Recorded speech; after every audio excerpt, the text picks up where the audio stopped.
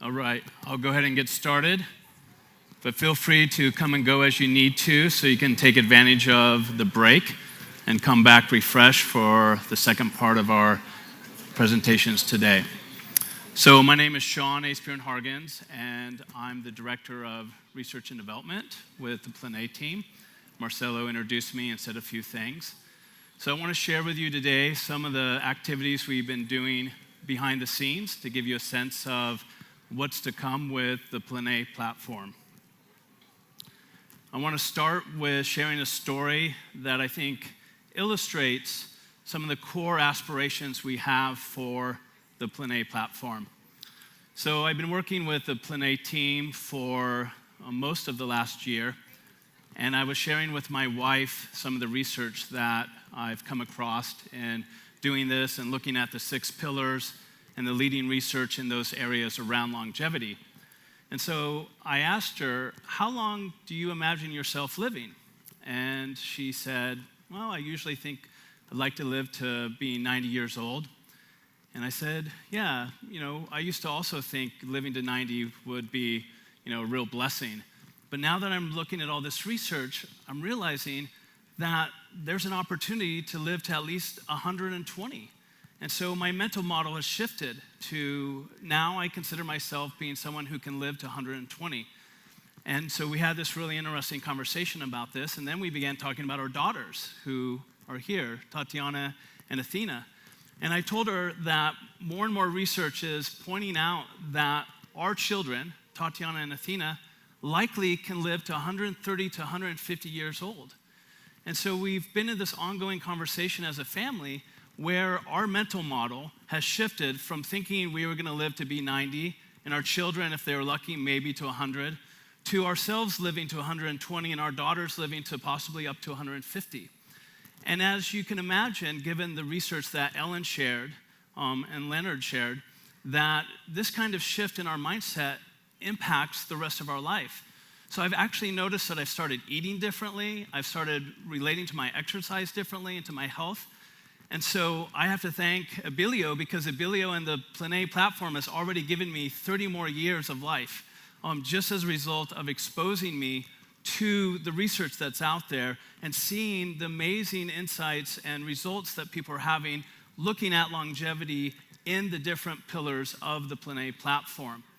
And so this is our hope with the platform, that as people come and visit and get exposed to the content, learn about the research that's happening in the different pillars, that it will start to change their mindsets. It'll start to allow them to really embrace the possibilities of their own longevity, no matter what their age is. And so our value proposition is if you're between 20 and 120, then the platform's for you. Because we're realizing that the goalpost of old age is changing, and it's being moved down the field.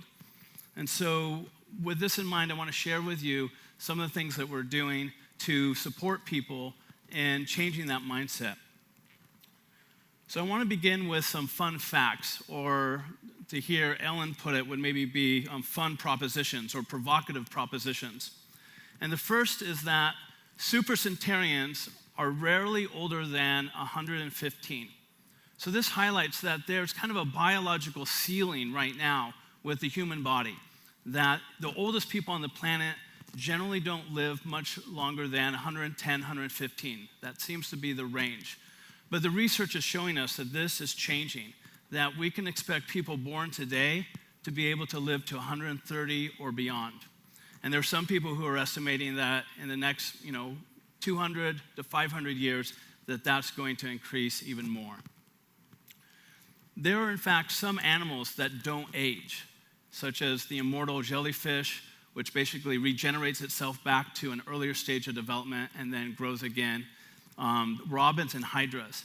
So there are actual biological reference points in the animal kingdom where animals do not age. It's only if they get eaten by another animal or they get a disease. So this is helping us understand the biology of aging and understanding what's involved with anti-aging medicines. We are both growing older and dying younger than ever before. So on the one hand, more people are living longer, and on the other hand, in certain categories, people are dying younger and younger due to obesity and chronic illness and so forth. So these are very complex and dynamic, kind of sociological realities that we're looking at. People who receive the Nobel Prize in any category generally live 1 to 2 years longer as a result of this new status. So this highlights the role that purpose and meaning and social status can play into our longevity. And your attitude about aging is more important than diet or exercise in extending your life. And we saw some examples of this with the research of Ellen. So the mindset is very important. And your friends, not your family, increases your lifespan, right? So there seems to be a relationship between our social network in terms of our friends that promotes our longevity more so than even close ties with our family. So we want to understand more of these dynamics. And more schooling generally equals a longer life, even more so than good medical care. And one of the reasons for this is because people who have more education generally make different choices behaviorally around how they take care of themselves and how they choose to live their life. And lifespans are increasing at a rate of 10 additional weeks per year, right? That's pretty fascinating. You can start to do the math to see, how long is it going to be before we actually get up to the 120, 130 year range. Women consistently live longer than men. So what is it about that gender difference that enables longevity?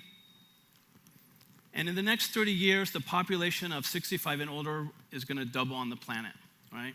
And Kailash gave some statistics and some slides that pointed to that dynamic. People are living longer, but the majority of them suffer with chronic illness. And more sex is a significant indicator of longevity for men. So if you're a man and you have more sex, you're going to live longer. But for women, this only works in the context of a meaningful relationship. So it's fascinating to look at these dynamics and realities to understand the different variables that play into longevity. After the age 25, if you're sitting around and watching TV, it reduces your life expectancy by 22 minutes for every hour watched. So when you're doing those Netflix binges and going through lots of shows, just imagine how many years it's taking off your life. So it better be really good. And keeping inflammation down in your body is one of the secrets of living past 100.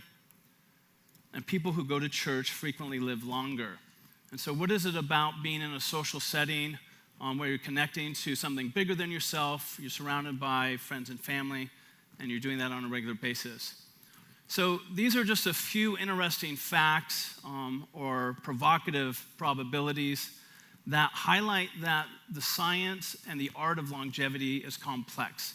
There's a lot of different factors involved, right? And these competing and complementary variables. And so we really need an integrative framework to kind of understand and make sense of all this. Because as you can see with those lists of facts, some of them are about psychological dynamics, some are sociological, some are economic, some are physical or biological, right? So there's a lot of different ways to understand and approach this topic of longevity. And so this is why we've come up with the Plenae platform. This infographic highlights, this comes out of the Singularity Institute, and they've done a recent 800-page report, which is the first of 4 volumes, that looks at the field of longevity. And they've identified 650 organizations or initiatives that are active right now exploring longevity. So, and you can see, this is science labs, books, journals, organizations, nonprofits, for-profits. So this field has exploded in the last 10 years. Like, it's impossible to even keep up with all the research and the new organizations and the breakthroughs and the insights. So again, the field of longevity and geroscience is expanding rapidly, and so we need an integrative framework to help us understand and navigate all this information and start to bring it together and make links between it, right? So what are the links between the body and the mind? Ellen gave us some amazing examples of that in the context of her research. But what's the relationship between spirituality and longevity and between the mind and the body? What's the relationship between context that Kailash talked a lot about, right? Our educational status, how much education we've gotten, our economic situation, how does that play into our health and well-being, into our mindset? So these interconnections are where we're really focused on with Plenae. There's a lot of these programs here are focused in really specific areas. They're not generally doing integrative work. So what sets us apart at Plenae is that we're looking at the top research in the 6 pillars, and then we're stepping back to look at what are the integrative relationships between these different dimensions. So you've seen this from Marcelo earlier today. So these are the 6 pillars and the sub-areas in them. And so we're looking and dividing the research across these domains and then trying to understand the connections. And at this point, we've curated over 200 articles that are going to be on the website when it launches, and they're divided into 4 categories of complexity. So the first category is general, the second is professional, academic, and then research. And so research, for instance, has essentially academic articles that actually presents research, that's been done in different areas, right? And general is just kind of, short blog articles or interesting things that have been posted online. And then you have the professional and academic in the middle. So this is to help you as a visitor to the platform to go to the level of complexity that you're interested in within, each of the pillars. So if you're an academic researcher, you can come and get a lot of different access to stuff, or if you're just generally interested in certain topics, you can start there. So now I just say a few things about the research that we're starting to pull together. And so I'm putting together a proposal that I'll be presenting to Bilio and working with the team to fine-tune, but essentially this is the direction we're headed at this point. So we're wanting to look at the role of the 6 pillars in promoting healthy aging. And so we want to identify aspects of each pillar and then explore the interrelationships and the indicators of psychological adjustment, subjective well-being, as well as biomarkers of physical aging, right? So we're going to be exploring the integrated role of the following aspects: bodily well-being and health, psychological well-being, interpersonal relationships, a sense of purpose in life, mindfulness and spiritual well-being, and then lastly, systemic or contextual factors. And so we're going to do an extensive review of the literature and select the best available measures for each of the 6 pillars, along with the state-of-the-art indices of both subjective well-being and the biology of aging. We'll conduct the research in Brazil and the US and maybe other spots so that we can compare the generality of the findings as well as uncover possible differences due to culture and so forth. We're in the process of determining the number of people that we would need for the study, and we'll select the number that enables us to have a statistical power analysis so that the research can be meaningful and actually say something, so that we can detect small to moderate sized effects across the variables. We'll be using a mixed methods approach, so both quantitative and qualitative methodologies, including interviews, questionnaires, surveys, and biomarker assessments to capture the 6-pillar data from each participant in relationship to subjective well-being and biological aging. We'll analyze it through a number of approaches, including multiple regression, structural equation modeling, and moderated mediation analysis. And these techniques will basically enable us to answer a whole host of questions, including how the indicators of the various pillars relate to each other and how they combine to influence both subjective and biological well-being in later life.